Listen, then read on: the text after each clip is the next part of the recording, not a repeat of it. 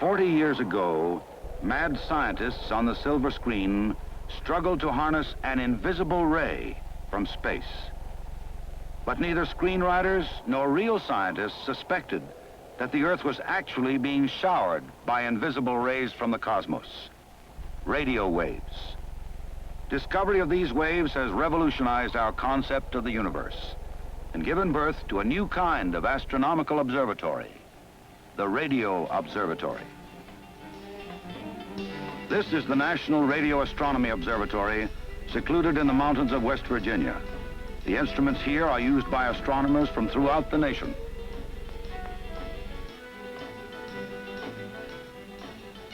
The immense journey across space so weakens cosmic radio waves that only enormous antennas like these, known as radio telescopes, can detect them.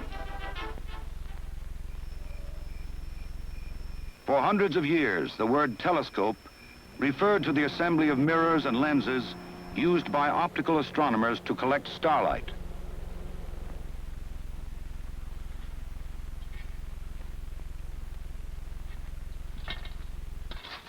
Our knowledge of the universe was limited to those things which could be photographed.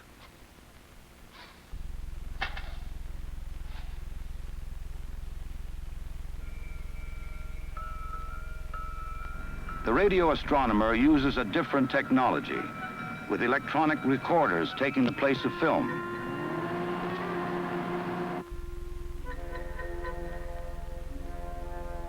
Radio intensity maps, combined with conventional photographs, give us a far deeper understanding of physical processes in space.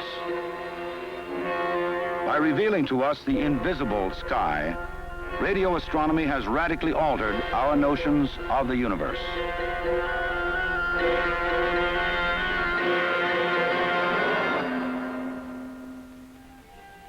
The most important element of the radio telescope is its reflecting surface, a huge metal ear poised to intercept cosmic signals.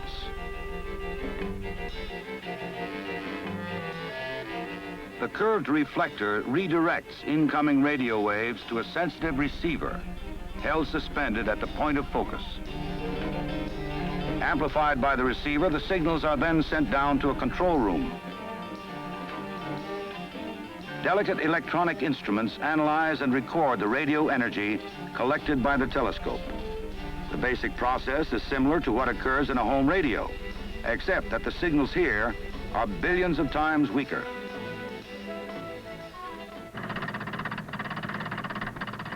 For the final stages of interpretation and display, the astronomer relies on a computer.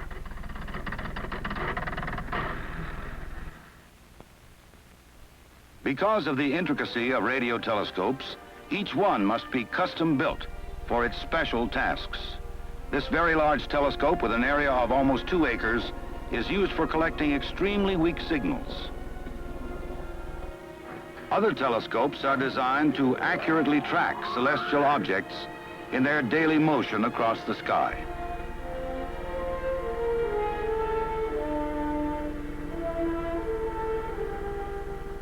These connected telescopes work together as a team.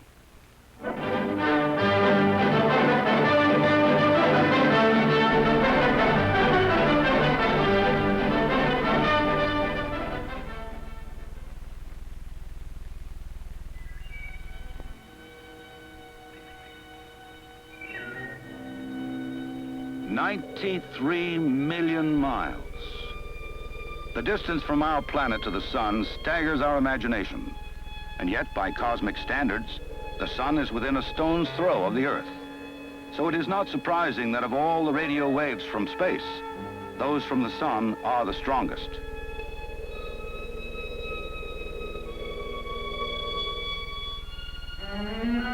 The sun's familiar disk appears serene to us, but optical telescopes reveal its surface as a boiling sea of hot gas.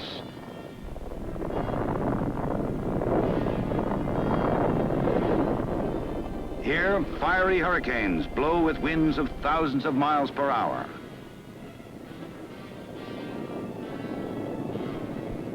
The hot gas emits radio waves when it is trapped by magnetic force fields.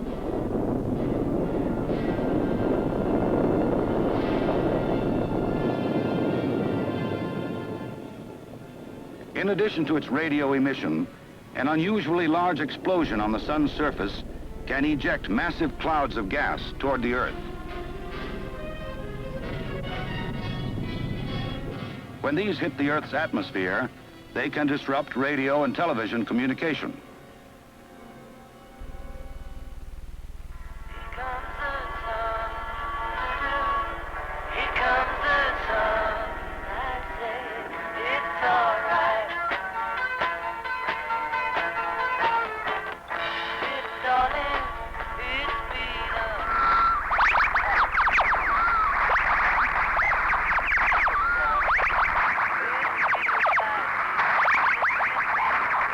Monitoring solar radio emission can warn us of a serious interruption in communications on Earth.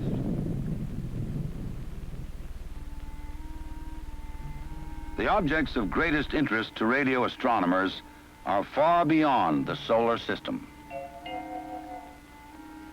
Like the sun, many ordinary stars in our galaxy are probably radio emitters. However, because they are so distant, their radio waves cannot be detected. Only exceptionally powerful radio emitters can be heard across the fathomless reaches of space.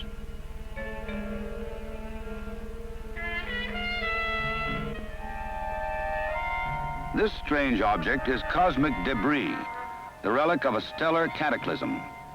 1,000 years ago, a star began to die. In a titanic death rattle, it expelled these tenuous glowing filaments of hot gas, which now emit large amounts of radio energy.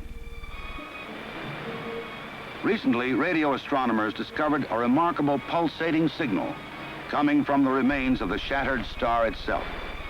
It was the first identified example of a group of objects called pulsars.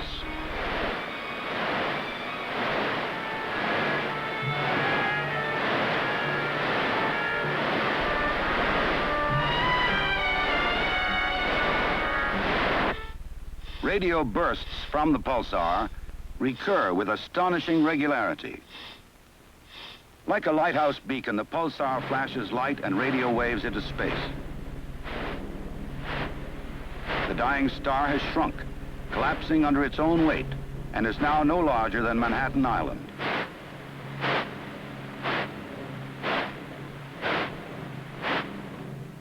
A crushed sphere containing the mass of the sun in a ball 10 miles across. 1 teaspoonful would weigh 10 million tons. The rhythmic emissions from the pulsar are the final heartbeats of this star. In a few thousand years, it will slow its rotation and fade from the heavens.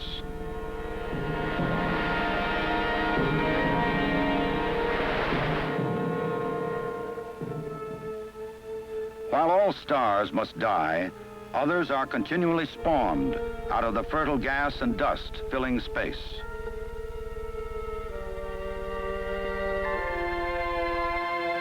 Since its beginnings, our galaxy has given birth to 10 billion stars like the sun. Any one of these might be accompanied by Earth-like planets. So far, radio astronomers have detected only natural signals. However, someday we shall probably overhear transmissions from other civilizations.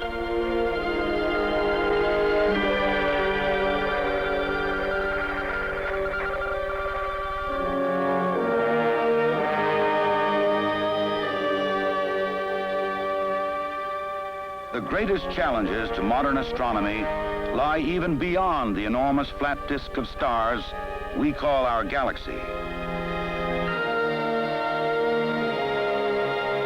Uncountable other galaxies are strewn throughout the universe.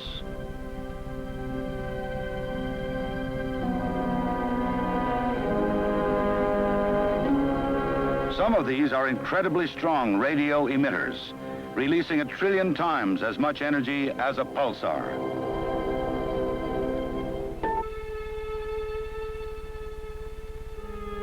The fantastic power reserves involved in these outbursts are stored in the dense central regions of galaxies. Here, massive explosions expel huge clouds of radio-emitting gas completely out of the galaxy.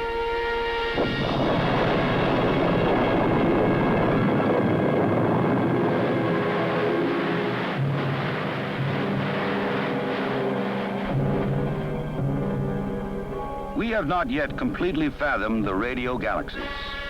But even more perplexing is another kind of extragalactic object, also discovered by radio astronomers. Quasi-stellar sources, nicknamed quasars.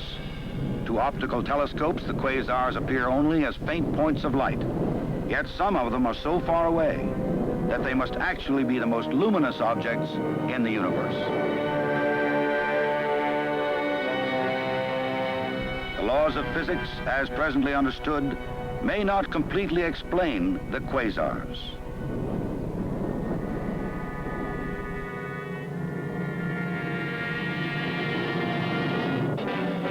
Brilliant lampposts flickering in the depths of space, quasars may light the way to unraveling the mystery of the birth of our universe and its ultimate destiny.